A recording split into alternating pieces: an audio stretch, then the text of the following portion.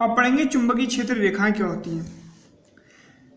चुंबकीय क्षेत्र क्या रेखाएं होती हैं। देखो ये हमेशा चुंबकीय क्षेत्र रेखा होती है वो नॉर्थ से निकल के किस में जाती है, साउथ में जाती है। तो पढ़ते हैं चुंबकीय क्षेत्र के विभिन्न स्थानों पर क्षेत्र की दिशा चुंबकीय बल रेखाओं द्वारा प्रदर्शित की जा सकती है। कंपास सुई के चलने का मार्ग एक वक्र रेखा होता है जो दंड चुंबक के उत्तरी ध्रुव से आरंभ होकर दक्षिण ध्रुव पर समाप्त होती है।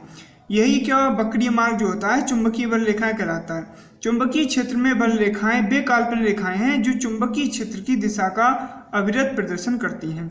इसमें पहला पॉइंट पढ़ेंगे क्या होता है हमारा पहला पॉइंट, चुंबकीय बल रेखाएं सदैव चुंबक के उत्तरी ध्रुव से निकलती हैं तथा वक्र मानती हुई दक्षिण ध्रुव में प्रवेश करती हैं और ये क्या होती हैं पुनः चुंबक के अंदर से होती हुई उत्तरी ध्रुव पर वापस आ जाती हैं।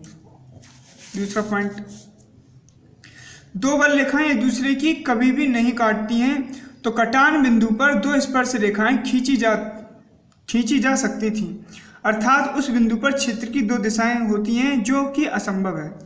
तीसरा पॉइंट क्या है, किसी स्थान पर पृथ्वी के चुंबकीय क्षेत्र में बल रेखाएं परस्पर समांतर तथा समदूरस्थ होती हैं।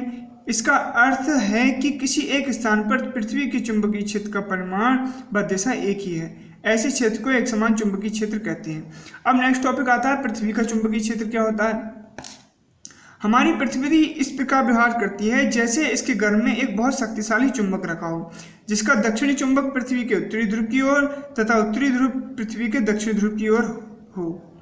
एक स्वतंत्रतापूर्वक लटकी चुंबकीय सुई हमेशा उत्तर दक्षिण दिशा में ठहरती है। पृथ्वी गड़े लोहे के टुकड़े का चुंबक बन जाता है, यानी पृथ्वी में जो लोहा गड़ा हुआ था उसका क्या बन जाता है, चुंबक। उदासीन बिंदुओं पर क्या होता है, मिलना होता है, यानी कि इसका जो मिलन होता है किस बिंदु पर होता है, उदासीन बिंदु पर। अब पृथ्वी की सतह पर किसी चुंबकीय सुई का व्यवहार, यानी पृथ्वी के चुंबकीय ध्रुवों पर, चुंबकीय अक्ष पर तथा चुंबकीय निरक्ष पर।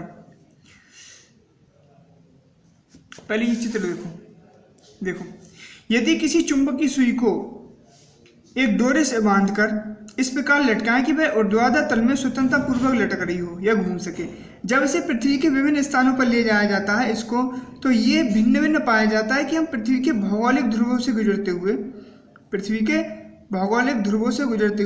का एक पूरा चक्कर लगाते हैं। जो दो स्थानों पर चुंबकीय सुई पृथ्वी की सतह के लंबवत अर्थात ऊर्ध्वाधर हो जाती है, ये दो स्थानों पर, उन स्थानों को पृथ्वी के चुंबकीय ध्रुव कहते हैं।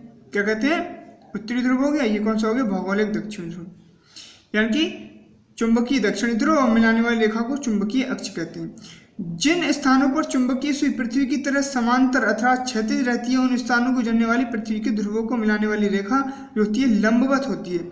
लंबवत तल पृथ्वी के गोले की सतह को एक वृत्त के रूप में काटता है। इस वृत्त को चुंबकीय निरक्ष कहते हैं। क्या कहते हैं, भौगोलिक निरक्ष, या फिर इसको क्या कहेंगे हम, चुंबकीय निरक्ष। इसको क्या कहेंगे हम, चुंबकीय निरक्ष। ये काट रहा है देखो। यदि किसी छोटे स्थान में चुंबकीय क्षेत्र में बल रेखाएं खींचें तो ये बल रेखा खींचें तो समांतर तथा समदूरस्थ होती हैं तथा सदैव उत्तर की ओर दिष्ट होती हैं। उत्तर की दिशा की ओर क्या होंगी, दिष्ट होती हैं, अर्थात उस स्थान पर पृथ्वी के चुंबकीय क्षेत्र का मान तथा दिशा सर्वत्र क्या होता है, एक ही होता है। ऐसे क्षेत्र में समान चुंबकीय क्षेत्र कहते हैं। ऐसे क्या कहते हैं, एक समान चुंबकीय क्षेत्र कहते हैं। ये हमारी यूनिट एंड हो चुकी है आज। कल इसके न्यूमेरिकल मिलेंगे।